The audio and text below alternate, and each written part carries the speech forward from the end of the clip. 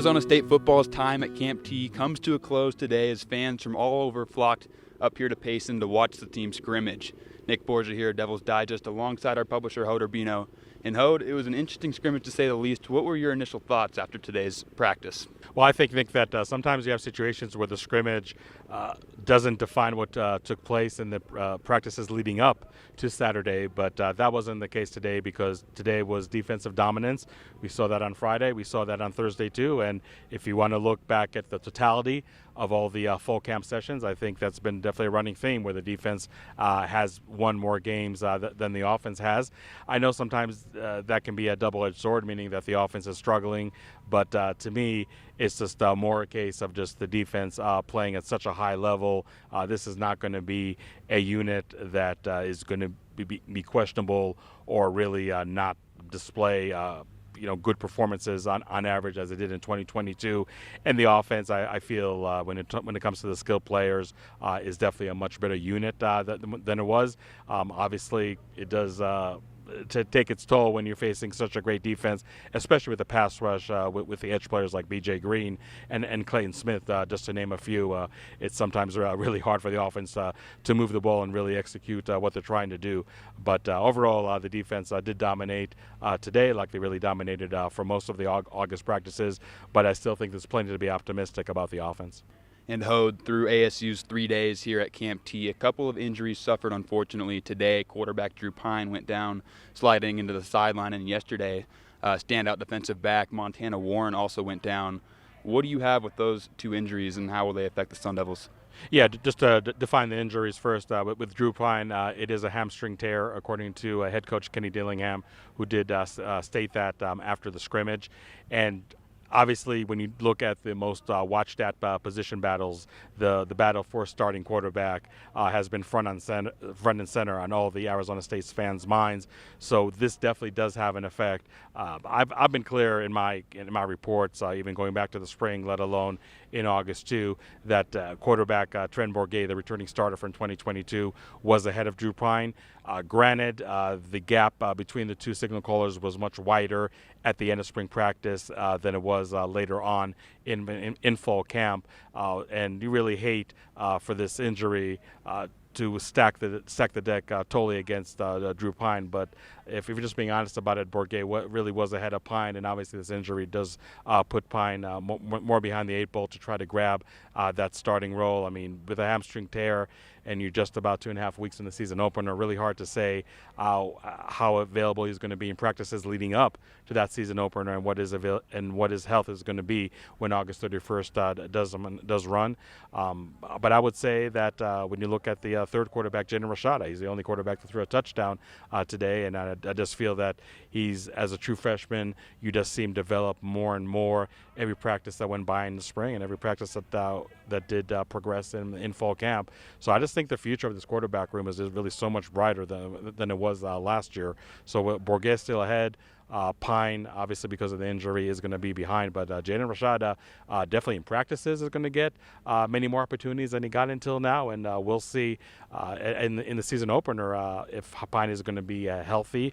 That's a game that I expected Jaden Rashada to play anyway. He can still, as a reminder, play 4 games and preserve his red shirt. So a game against Southern Utah is a game that he definitely was expected to get more than just 5-10 snaps, and now with the injury to Pine, if he's not going to be 100% healthy for that contest, then Rashada is definitely going to get more like, I guess, 20-30 snaps during that contest. So overall, very unfortunate situation for Pine, but in reality, I just feel that Bourguet, injury to Pine or not, was going to be the starting quarterback. He did play better throughout camp, but nonetheless, obviously, his injury to Pine is significant.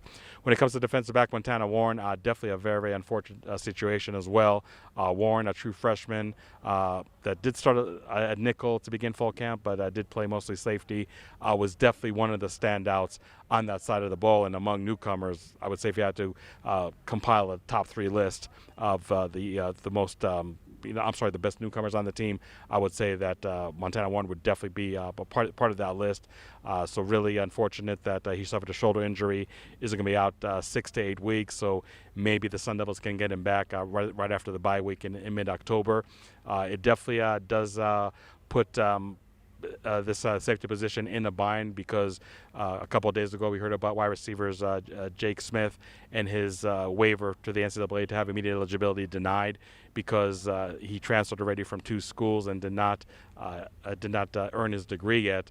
Xavier Alford, who ironically, just like Jake Smith, started out at Texas, then played at USC, and then came to ASU, also did not earn his degree. So suffice to say it that his waiver is also going to be denied by the NCAA any day now. So depth at safety definitely becomes a concern, and we'll see how ASU can really deal without Alford, even though the official decision hasn't come out, but how they're going to deal with him not being at all available for 2023, and obviously to have Montana Warren not be available for the first 6 games of the year, that is definitely going to be one area that we didn't think just a few weeks ago was really going to be an issue for the Sun Devils. And right now, when it comes to their secondary, definitely they're going to have to find solutions and fast, again, with the season opener just about 2.5 weeks away.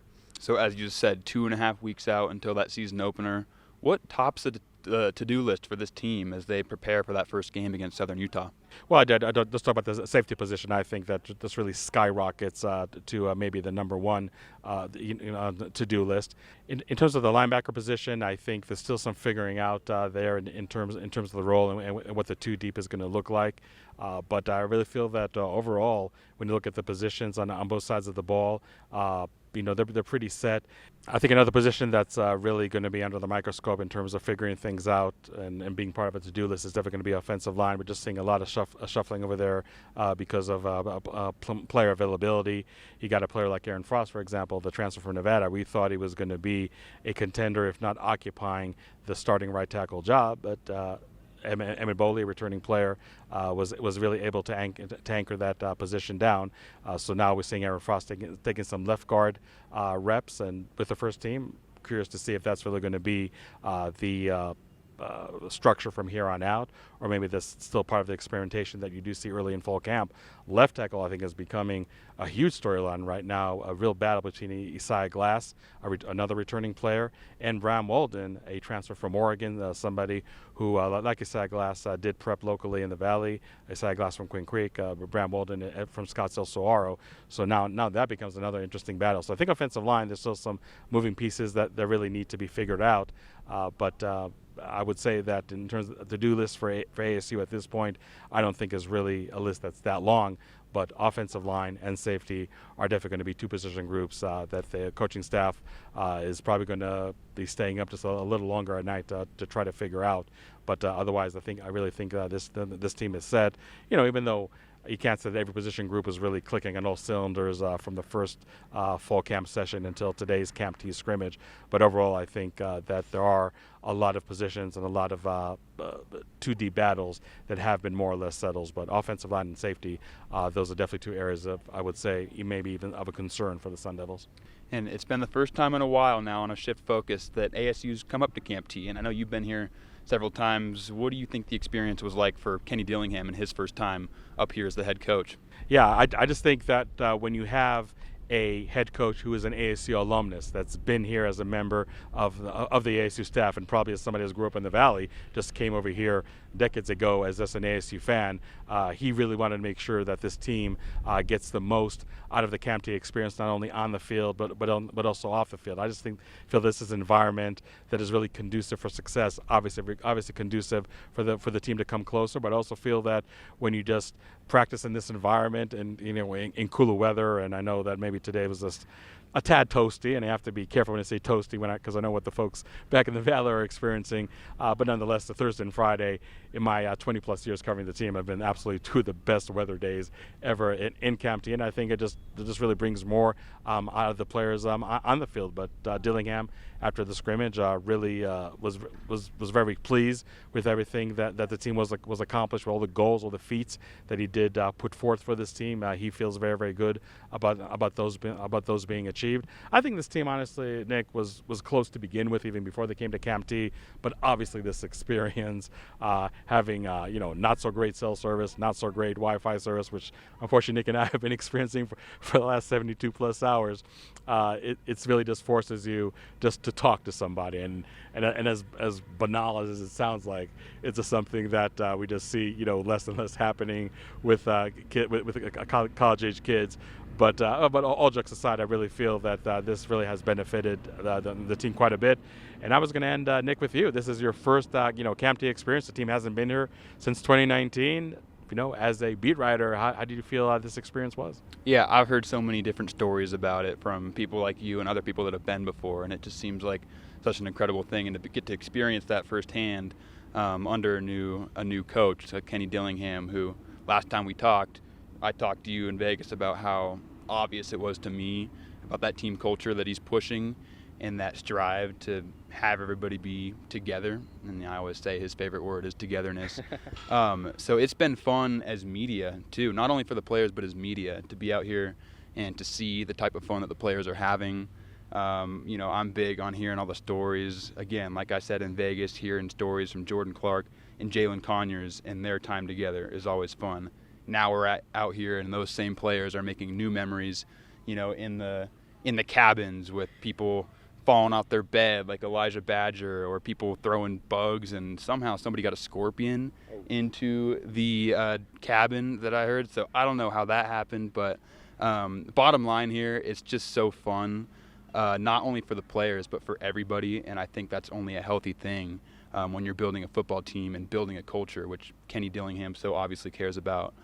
So it's been fun. And then on top of that, I know you mentioned it, escaping the heat of the Valley has also been a treat. We're packing up pretty soon to go back to that heat, and we're going to miss it up here. It's been fun, but until practice gets rolling this next week, we'll be back in Tempe for those practices for Hoderbino.